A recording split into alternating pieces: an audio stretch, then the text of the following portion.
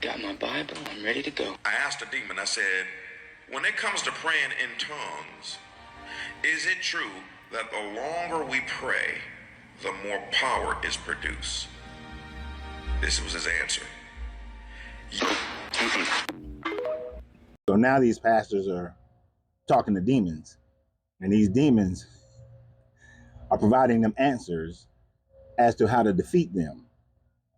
You know, I would imagine that he's getting this kind of an idea, and I believe he had one of them NDE, and he's claiming that he went to hell and all this sort of thing.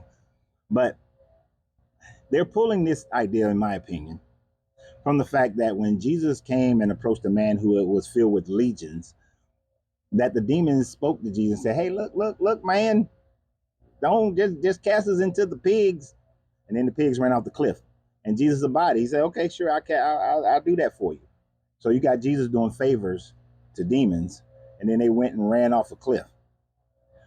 Or maybe the fact that the devil so-called tempted Jesus when he was doing his 40-day, 40-night fast, and they think that they can just talk to the demons and the demons abide by them.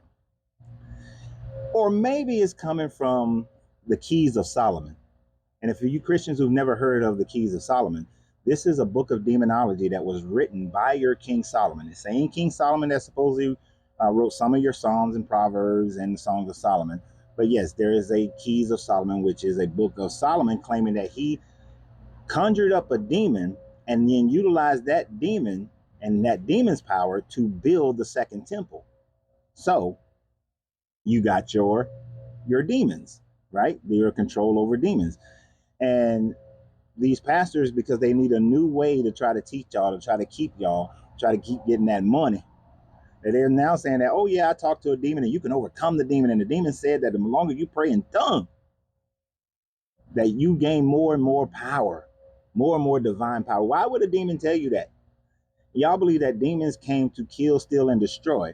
So why would a demon then tell you how to defeat it? Well, it's because he had the power of God, Jesus, and the blood. No. And then I got another question about tongues, and maybe you Christians can help me out. Help me out with the tongue part. There was a whole lot of praying going on in the Old Testament. Whole lot of praying. There was a whole lot of praying going on when Jesus walked. But why is it there is never any mentionings of tongues or speaking in tongues in the Old Testament, and none of speaking in tongues in the New Testament until you get to the book of Acts, which is supposedly written by Luke, or you get into Paul, who is somebody who never met Jesus in his entire life, which, you know, if you read read about Penteus, you know that Paul is really just Penteus and he's stolen from a Greek story. So y'all don't have anything about tongues. Tongues is bullshit. All right. It's something that was created in order to keep y'all captivated into Christianity. And most of y'all are speaking it with no interpreter. And you're not going into your prayer closet, just speaking it between you and your God. And all you're doing is just feeling your emotions. This man was having his own demon in his own mind and had to deal with his own emotions. And his emotions told him that the longer he prays in tongue, the more power he'll get.